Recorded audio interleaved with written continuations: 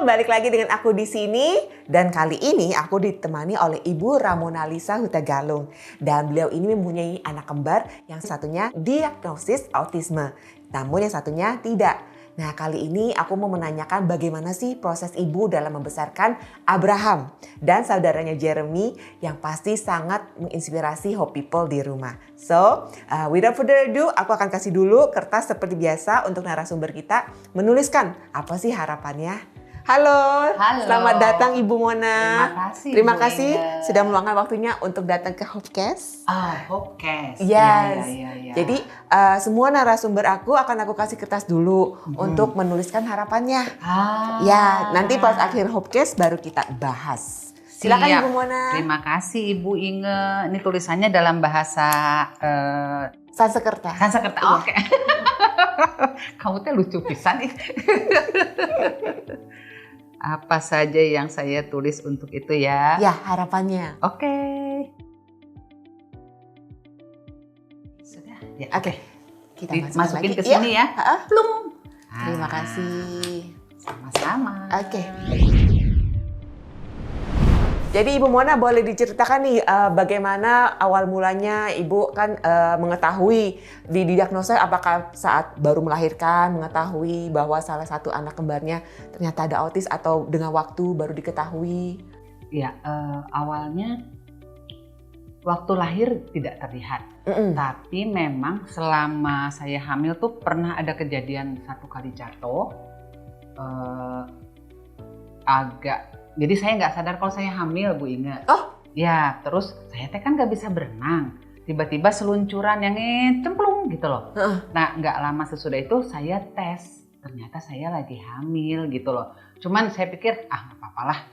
Nah, sesudah saya hamil, di bulan keempat baru dikasih tahu kalau anak saya di dalam ada 2. Iya. Nah, lalu pas menjelang kelahiran, umur 7 bulan sempat plasenta previa, jadi harus bed rest. Terus kita kembali ke rumah, terus mereka keluarnya belum matang kata dokternya, belum matang, nggak sampai prematur. 9 bulan. Iya. Jadi pas keluar itu yang satu Jeremy itu 2,6, Abraham tuh 1,9. Oke. Jadi Abraham harus masuk ke inkubator selama 3 minggu. Yang tidak dapat ASI ya, karena kan ASI itu kan kalau udah lama di luar nggak dimasukin ke kulkas mungkin nggak layak untuk minum. Jadi saya udah pulang ke rumah, nah Abraham itu masih di rumah sakit. Ya saya nggak mau suudon ya, tapi mungkin ASI-nya itu nggak sampai. Karena saat ada Abraham sama Jeremy di sana, di situ ada lahir 4 pasang anak kembar. Wah, jadi mungkin rada hektik gitu ya. Kegiatannya lagi begitu. Jadi dari situ sudah mulai saya kilas baliknya, ini mungkin gara-gara ini. Berjalan waktu, Abraham ini umur setahun itu kontak matanya nggak gini gitu loh. Jadi kalau saya tatap dia pasti kemana-mana matanya. Terus Abraham tuh kalau karena perbandingannya cepet ya sama Jeremy. Jeremy itu jalannya tuh plak. Kalau Abraham tuh cincit, gitu. Terus kalau dipanggil tuh Jeremy langsung nengok, kalau Abraham enggak. Terus aku pikir kan dia tuli ya gitu. Aku tes Bera, enggak Bu, nggak tes Bera, enggak tuli gitu. Sesudah itu memang Abraham tuh kalau orang Sunda bilang ngarondang gitu ya. Dia mau nggak ngarondang langsung jalan, nggak merangkak dulu gitu. Jadi perbandingannya nyata banget untuk Abraham sama Jeremy. Lalu perasaan saya, ini ada sesuatu di mana saya bawalah ke klinik tumbuh kembang anak. Di situ dibilang bahwa Abraham itu speech delay, sedangkan Jeremy tidak gitu loh. Lalu kita memberikan dia terapi speech therapy dong, karena dia didiagnosnya speech delay. Ternyata perkembangannya kok dia nggak ada perubahan speech delay-nya gitu loh. Jadi ya sudah, akhirnya kita pergi ke rumah sakit lain di kota lain, disitulah kita lakukan one stop assessment. Yang waktu di assess itu ada hadir psikolognya, ada psikiaternya, ada terapis, ada dokter anak. Disitulah didiagnosa kalau dia ASD, Autism Spectrum Disorder. Begitu. Saya pikir itu sejenis penyakit panu kadas kurap yang gampang obatnya ya. Jadi saya tuh hahaha aja pulang dari Jakarta. Ternyata setelah saya browsing, ya gubraklah hidup saya gitu loh. Oh ternyata kayak gini. Dari situ aja awalnya kalau saya tahu kalau anak saya itu Autism Spectrum Disorder, diberikan resep beberapa terapi yang dia harus lakukan 8-9 gitu kan. Ya haleluya aja, terima aja. Di situ saya barunya, itu umur 5 tahun, 4 tahun 5 tahun lah, baru diagnosa ASD itu ada. Begitu Ibu Inge. Oke, jadi sebenarnya diagnosa itu bisa diketahui lebih awal lagi. Lebih awal lagi. Dan bagaimana perasaan ibu tuh pada saat tahu oh ASD ternyata? Apakah sempat kecewa atau sempat kayak some parents yang aku temui kayak menyalahkan Tuhan? Oh itu jelas, Tuhan disalahkan selalu Ibu Inge. Jadi waktu saya pikir ini adalah sejenis panu gitu loh, oh gampang ada obatnya dengan resep ini. Ternyata tidak gitu loh. Itu saya benar-benar yang nggak ngerti loh, itu tahun 98 loh Bu Inge. Abraham sekarang usianya 26 tahun. Saya nggak ngerti apa gitu ya, benar-benar runtuh sih dunia ya. Terus kiri kanan atas bawah juga nggak ada yang ngerti gitu loh. Yang namanya Tuhan disalahin jelas. Kenapa kamu kasih anak yang satunya normal, yang satu spesial gitu loh. Tapi ya itulah apa ya, sempet juga ada kejadian yang membuat saya ingin meninggalkan segera dunia ini bersama Abraham gitu. Cuman ya Tuhan baik, Tuhan selalu baik. Terus selalu saya diingatkan kalau misalnya soalnya sebenarnya lingkungan yang membuat kita jadi terpuruk ya Bu Inge ya. Jadi ketika saya punya anak seperti itu, orang-orang lain tuh jadi kayak yang lu punya dosa apa sampai anak lu diberikan seperti ini, lu punya kutuk apa gitu loh. Itu kan maksudnya ya oke lah kamu nggak tahu menjauh, tapi nggak usah judge gitu loh. Iya. Sehingga saya pikir oh ada dosa apa ya. Terus udah gitu ada juga beberapa kelompok yang ganti namanya keberatan gitu loh.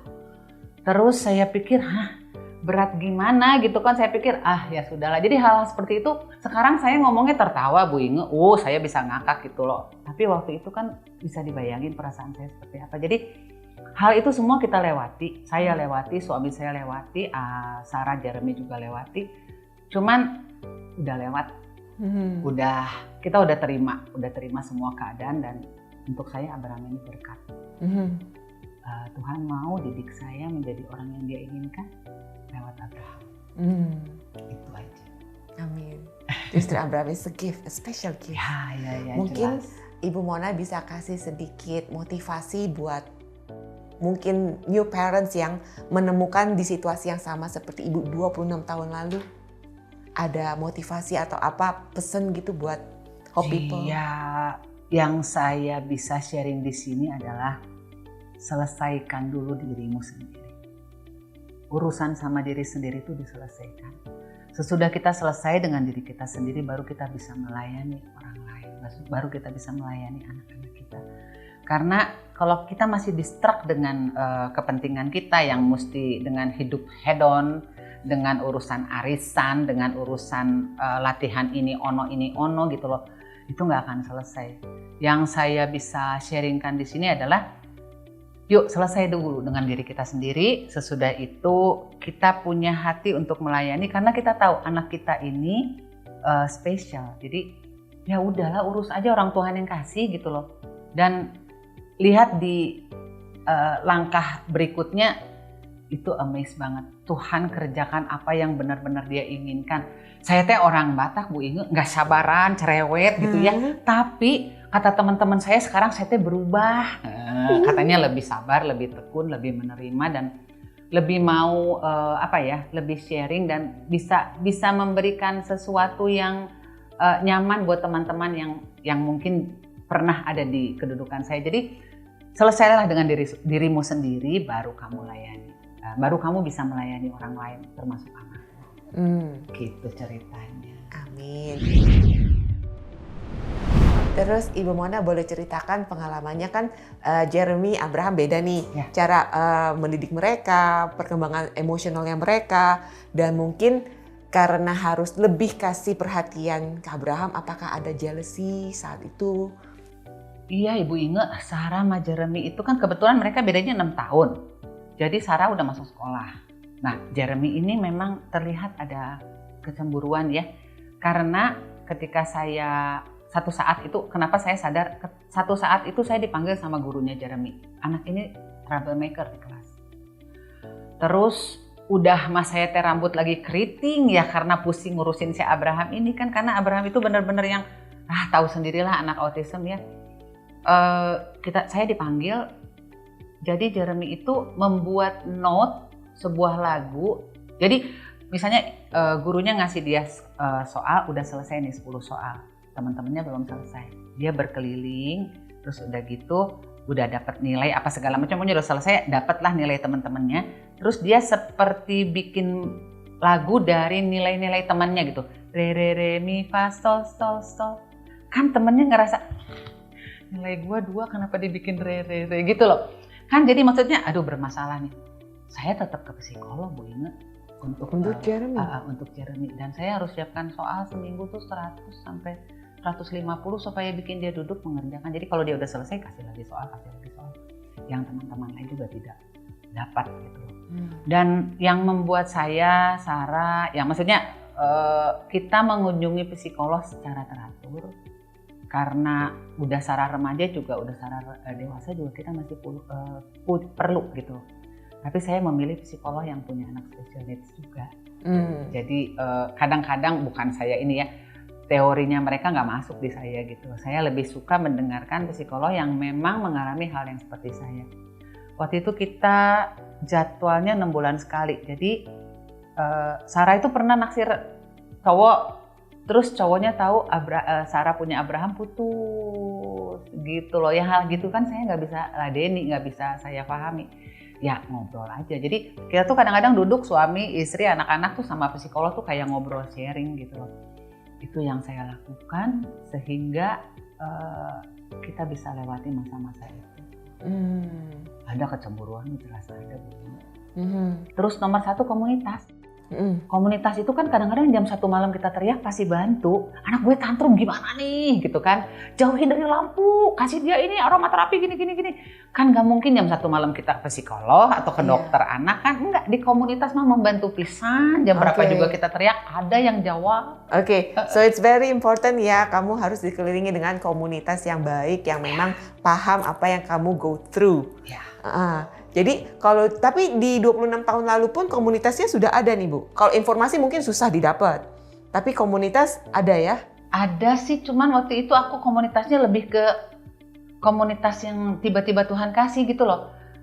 Ibu kata tukang koran, karena anak ibu teh kan autis, ini ada loh di majalah ini tulisan tentang anak autis gitu loh. Tiba-tiba saya punya komunitas dengan tukang majalah gitu loh. Terus udah gitu tiba-tiba tukang sayur, ibu katanya anak autis banyakan makan singkong, saya bawa loh singkong gitu loh.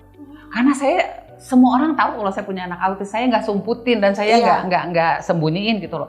Terus tiba-tiba ada orang telepon, lu mesti cek alergi loh. Gluten free, casein free. Jadi komunitas itu terjadi karena memang Tuhan baik. That is good all the time. Sampai sekarang komunitas sudah banyak, ada yang toddler, ada yang teenager, ada yang adult, ada semuanya. Sekarang sudah lebih maju Bu Inge. Itu kalau dulu mah kan sangat terbatas. Iya, jadi Ibu memang benar-benar merasakan gunanya komunitas ya? Sangat komunitas. Karena dengan komunitas itu kita bergandengan tangannya tuh benar-benar pepak gitu loh. Jadi nggak ada hidden agenda ketika kita berkomunitas gitu. Kita sharingnya juga oke gitu. Dan di komunitas ini juga ada orang tua yang psikolog, ada yang dokter, ada yang dokter anak, ada yang. Jadi lengkap lah komunitas itu. Terus kalau dari keluarga sendiri, saudara-saudara, uncle, auntie-nya semuanya itu apakah welcoming, apakah mensupport juga? Saya diberikan keluarga yang luar biasa. Walaupun ketidaktahuan mereka itu kadang membuat mereka agak menjauh supaya tidak bikin error. Tapi sepanjang waktu ini mah oke lah. Mereka tuh kadang-kadang kita bisa jalan bareng, kita menerima malu bareng gitu. Terus kita dipelototin satpam bareng gitu. Jadi keluarga aku mah rock and roll ya. Keren. Jadi oke-oke aja gitu. Mengingat nih perhatian ibu mungkin kan memang lebih banyak terfokus sama Abraham karena kondisinya Abraham. Itu sekarang ini Jeremy sama Sarah apakah ikut support atau masih tetap kadang-kadang masih ada jealousnya? Enggak sih, karena memang saya di rumah sekarang lagi bikin jadwal. Ada 4 minggu kan, jadi minggu pertama 1 minggu giliran aku, minggu kedua mungkin papanya, nanti minggu ketiga Sarah dan Jeremy. Itu weekend mereka harus bawa Abraham jalan. Entah ngafe, entah kemana. Jadi aku tuh punya waktu untuk me time. Aku bisa kunjungin keluarga aku atau bisa jalan kemana aja gitu loh. Jadi tanggung jawab seperti itu juga mungkin mereka akan membuat mereka lebih paham ya. Abraham itu senangnya apa, supaya dia nggak error tuh dibikin seperti apa. Ya 1-2 tahun ini mereka akrab banget gitu. Kadang-kadang aku lagi nganter mama atau papa berobat gitu kan, seminggu nggak ada tuh, dia aman-aman aja sama papanya. Memang kulkas penuh tulisan ya, Senin, Selasa, Rabu, ini untuk apa segala macam ada gitu ya. Cuman bisa tuh keluarga sambil, maksudnya bisa aja lah. Memang ada sih ya aneh-anehnya, cuman aman-aman aja gitu. Oke, that's gitu. good. Kalau menurut Ibu Mona antara zaman dulu dengan sekarang terasa perbedaan yang signifikan nggak bagaimana society menerima anak-anak IBK? Kalau sekarang sih memang lebih menerima karena memang secara pemerintah juga sudah mencanangkan sekolah harus inklusi kan. Dalam satu kelas itu harus ada, walaupun prakteknya kadang-kadang ya itu hoax gitu loh.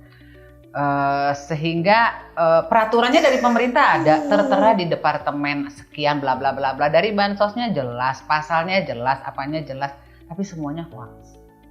Karena ya memang gitu, tapi kan kita maksudnya kita nggak berharap sama itulah. Karena memang anak ini adalah menurut kita orang tua ini tanggung jawab kita. Jadi pemerintah mau bikin apapun, kalau berguna syukur, nggak berguna juga nggak apa-apa, kita mah pasrah pada ilahi gitu loh maksudnya. Jadi perbedaannya sih oke. Sekarang kita lebih diterima kalau misalnya kita masuk ke mall nggak dipelototin lagi. Terus kalau misalnya kita Abraham kan selalu ada pakai ID card ya. Ada deskripsi singkat menyatakan kalau dia itu begini gitu.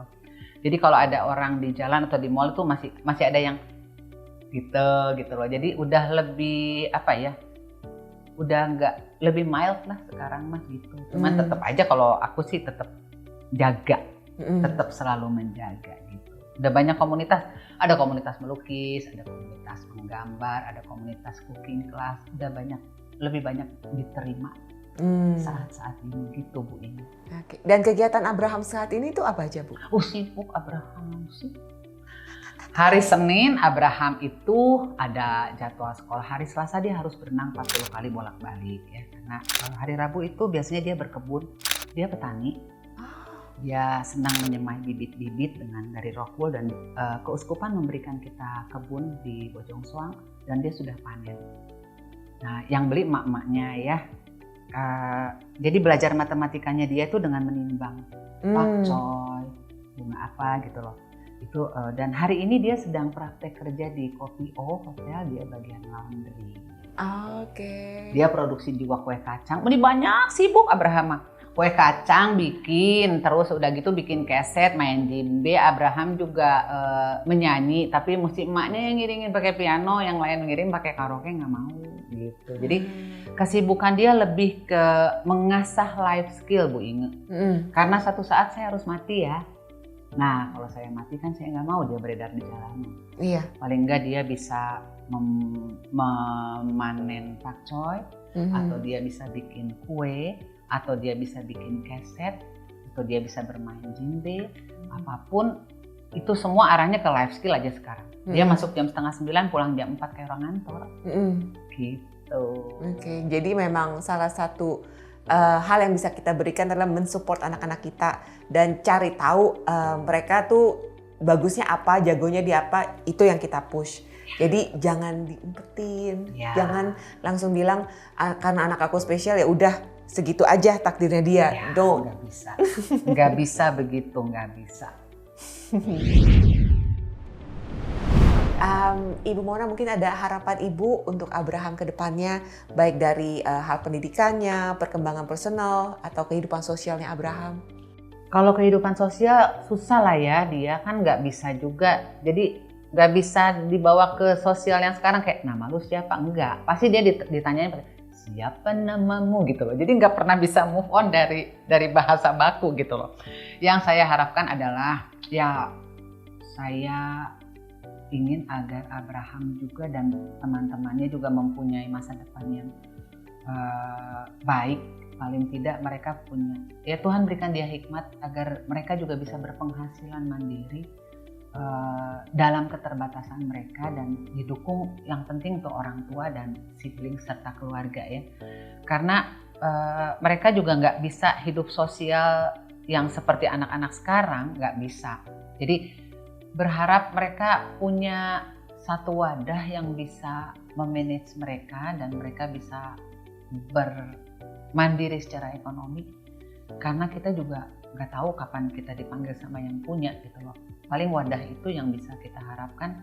Soal life skills ya orang tua sekarang memang sudah arahnya ke sana ya. Mudah-mudahan apa yang mereka pelajari bisa berguna untuk mereka dan mempunyai dampak ke kemandirian ekonomi mereka kelak. Itu aja sih harapannya. Untuk survival mereka ya? Ya, betul. Mungkin Ibu bisa kasih tips atau share komunitas-komunitas apa gitu. Kalau misalnya nih Hope People, mereka masih bingung, aduh aku mau dapat informasi lebih banyak lagi tentang autism gitu. Atau aku sepertinya ada nih tetangga aku atau ponakan aku kayaknya ini, aku bisa cari tahu di mana ya gitu. Iya, kita tuh ada grupnya dewasa berkebutuhan khusus, tapi kan grup WhatsApp gitu loh. Terus kita itu, aku itu bikin kayak satu, jadi komunitas se-Bandung tuh kita bersatu. Kayak besok kita akan bikin camp for disability 200 orang itu gitu. Iya ini boleh ceritakan Bu. Tanggal 27-28 kita itu bikin satu camp for disability yang kedua di Maribaya, tapi udah ditutup pendaftarannya udah 200 gitu loh. Jadi apa ya, di situ kita akan merasa bergandengan tangan bersama-sama. Yuk malu bareng lah gitu loh, jangan kita sumputin anak-anak. Jadi kita akan bikin itu di Maribaya sih nanti, cuman ya sudah tutup juga pendaftarannya. Biasanya sih saya suka event berikutnya mungkin? Ide berikutnya. Atau mungkin teman-teman mau cari tahu tentang komunitas ini di mana Bu? Aku tuh suka ngajar. Ngajar tapi aku yang jemput bola gitu loh. Kamu ngumpulin 10 orang saya ajarin jemputan, kamu ngumpulin 10 orang saya ajarin masak gitu. Jadi saya mah orang belakang panggung Bu Inge, jadi saya nggak pernah ada nama-nama atau apa gitu, enggak. Nggak ada Instagramnya? Aku ada Instagram, nanti boleh DM aku di Mona_Siringo. Facebook aku Ramonalisa Hutagalung. Jadi bisa tanya-tanya di situ aja deh, soalnya aku juga sangat senang untuk sharing ya. Apalagi ibu-ibu dengan anak berkebutuhan khusus yang sudah masuk adult. Jadi aku pengen banget dan nanti saya ajaklah untuk berkomunitas. Saya juga suka ngajak anak-anak itu naik kereta kemana gitu, 3 gerbong kita sewa gitu. Itu tujuannya untuk malu bareng, soalnya mereka kan nyumputin anaknya kadang-kadang. Ayo malu bareng gitu loh. Jadi ayo aku kasih Instagramnya aja ya Bu Inge ya. Boleh sekali lagi Bu Mona. Mona_Siringo itu untuk IG. Yang satu lagi Facebooknya Ramonalisa Hutagalung. Yes. Ya, siapa tahu saya bisa membantu ibu-ibu dan anak-anak. Terima kasih loh Bu Ina. Pasti bisa membantu. Iya. Pengalamannya banyak, terus teman-teman networking komunitas juga banyak. Jadi jangan ragu, dibales kok kalau kamu DM. Mau nangis bareng juga, ayo. Thank you so much Bu Mona. Sama-sama. Sekarang udah waktunya aku membaca harapan Bu Mona. Let's see. Oke. Aku baca ya. Oke. I hope untuk parents yang punya special needs, selesailah urus diri. Mari layani anak berkat dari Tuhan dengan sukacita. Mereka adalah berkat, anugerah dari Tuhan. Mona, amin. Ya, Amin. bernambahi dulu dengan diri sendiri. Yes. Dan ingat anak-anak, Tuhan tuh nggak pernah menciptakan kesalahan. Betul. Kita yang normal, kita yang bantu mereka yang punya special needs. Terima kasih semuanya. Sampai jumpa lagi di episode berikutnya.